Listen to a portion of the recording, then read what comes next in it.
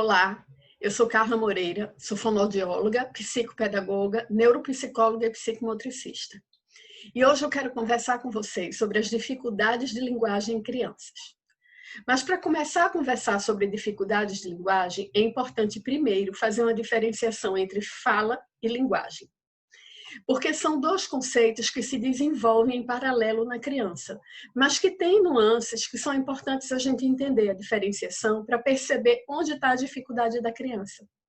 Então, por fala, a gente entende que é tudo que está relacionado à produção de sons, à formação da palavra. Então, é quando a criança fala pá, tá, lá, cá, é quando ela produz o som que vai formar uma palavra. Por linguagem, a gente entende tudo que está relacionado ao significado.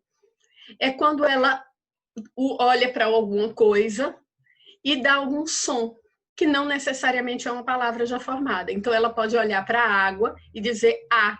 E é tudo que ela usa para se comunicar, que não necessariamente são apenas sons. Então, são os olhares, os gestos, é tudo que ela usa para se comunicar, tudo que tem intenção de comunicação.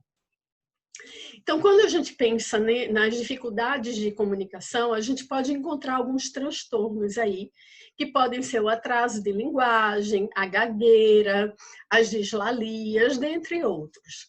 Mas hoje eu queria falar sobre duas situações que costumam confundir e atrapalhar um pouquinho o processo de aprendizagem da criança, que é o atraso de linguagem e os distúrbios da linguagem relacionados à coerência, à organização do discurso. Lá no início, quando a criança é muito novinha, os pais costumam confundir um pouco algumas situações. Quando a criança começa a falar e ela está produzindo muitos sons, né? Ela começa naquela produção da fala, do papapá, tatatá, lalala, e ela começa na produção dos sons, da fala. Lembra? A gente falou em fala e linguagem, mas algumas crianças ficam nessa fase da fala e não desenvolvem muito a linguagem, que é o sentido, o significado. Então, elas passam a não usar tanto outros símbolos, outros significados. Então, é aquela criança que não olha para a bola e não aponta para a bola dizendo o que quer. Ou não olha para a bola e diz bó. Ela simplesmente está olhando para qualquer lugar e dizendo bó, bó, bó, bó, bó, bó, bó, bó, bó. E para o pai e para a mãe, aquilo está muito bem, porque a criança está falando. Ou ela está olhando para qualquer canto e está dizendo vá, vá, vá, tá, tá, tá, tá, tá, tá, lá, lá, lá, lá, lá, lá.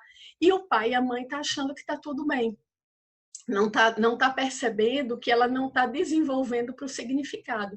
Porque é importante que a criança passe por essa fase que a gente chama de balbucio e depois ela entre na fase do significado, que é olhar para o objeto, é olhar para um bichinho, por exemplo, para uma vaca e dizer vá.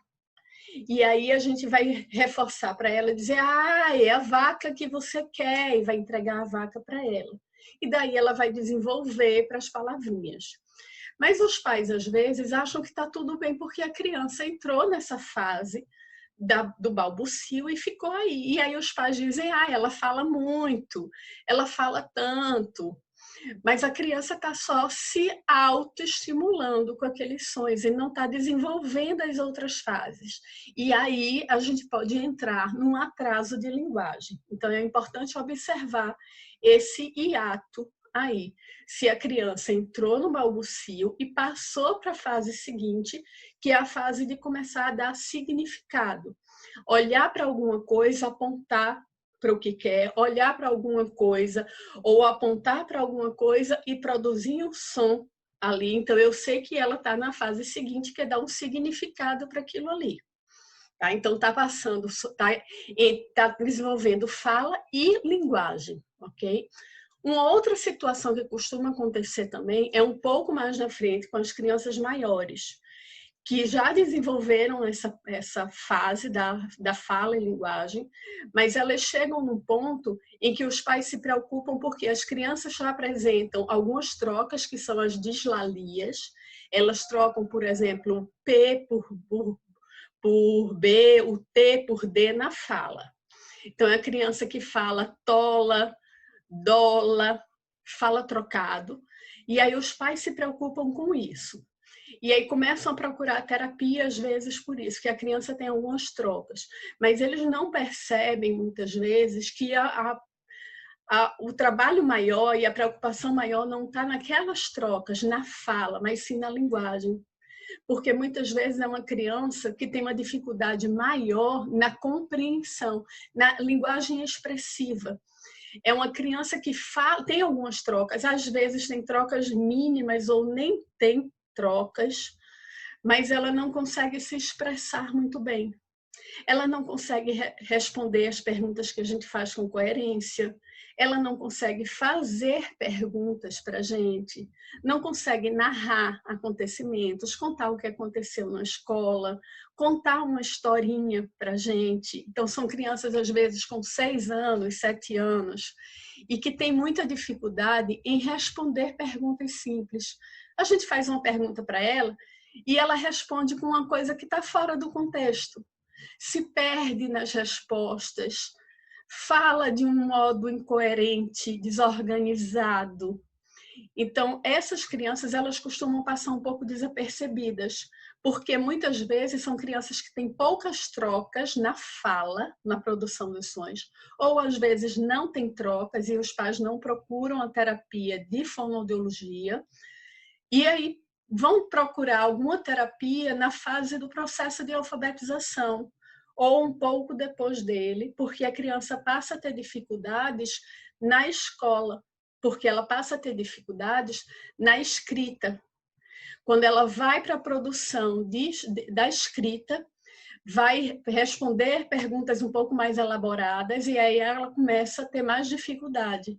E aí isso passa a ser visto como uma dificuldade de aprendizagem, quando na verdade a base disso era uma dificuldade de linguagem, era uma dificuldade expressiva de linguagem. Era uma criança que tinha dificuldade lá atrás na linguagem, não necessariamente na fala, mas nessa linguagem expressiva, na forma como se colocava, no discurso, na organização das ideias, na produção da palavra, na produção das perguntas, na organização do discurso, na elaboração da ideia.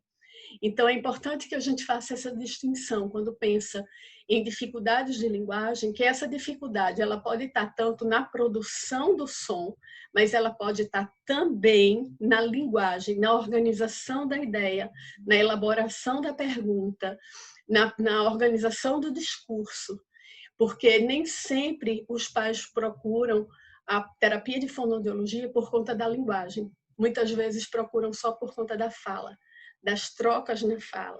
E aí essa criança que tinha dificuldade na organização do discurso, na coerência das ideias, que era uma dificuldade a nível de linguagem, que é a nível de significado, que é aquilo que a gente falou, a linguagem ela abarca uma questão maior, ela abarca a linguagem. Essa criança passa despercebida e é uma criança que tende a ter dificuldades mais na frente, que vão ser dificuldades também de aprendizagem escolar. Então, é importante que a gente fique atento a isso.